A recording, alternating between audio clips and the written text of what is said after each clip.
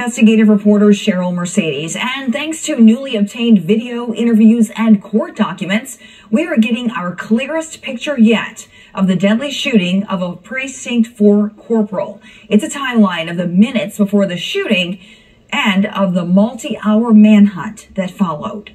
The suspect, Atir Maradi, now charged with murdering Precinct 4 Corporal Maher Husseini. The crime caught on camera in newly obtained dashcam video from a witness Tuesday afternoon. The situation unfolding over a roughly 15-minute period. Based on court documents, police believe Husseini and his alleged killer spoke on Tuesday afternoon sometime between 12:29 and 12:34 p.m. That meeting happened on South Gessner at a location we now know is close to Corporal Husseini's off-duty private security business, Jaguar Security and Investigations. In the documents, police say that meeting was captured on dashcam video from inside the victim's personal vehicle.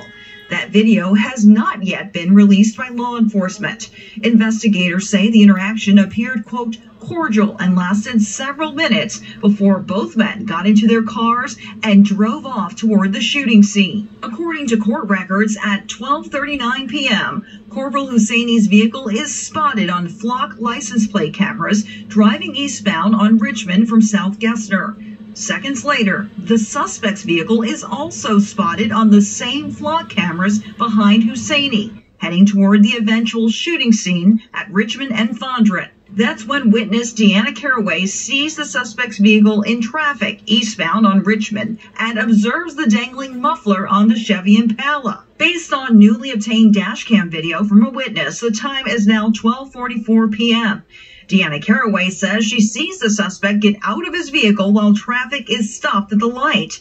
She says she sees Maradi open fire. We hear the gunshots on the video. He was shot in his car at the intersection. Caraway says Maradi then gets back into his vehicle. At 12:45, we see on the video as the vehicle turns into a parking lot.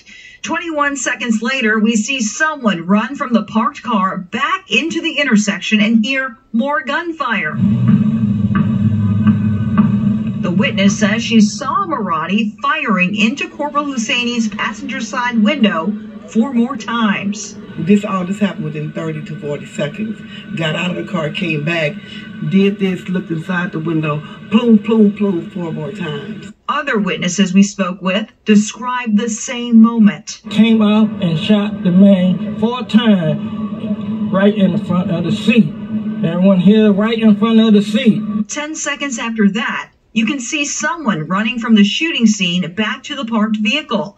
And after 15 more seconds, the video shows the alleged shooter's vehicle driving away from the scene. Then at 12:46, Ring camera video across the street from the shooting shows people approaching the victim's vehicle where he's been shot.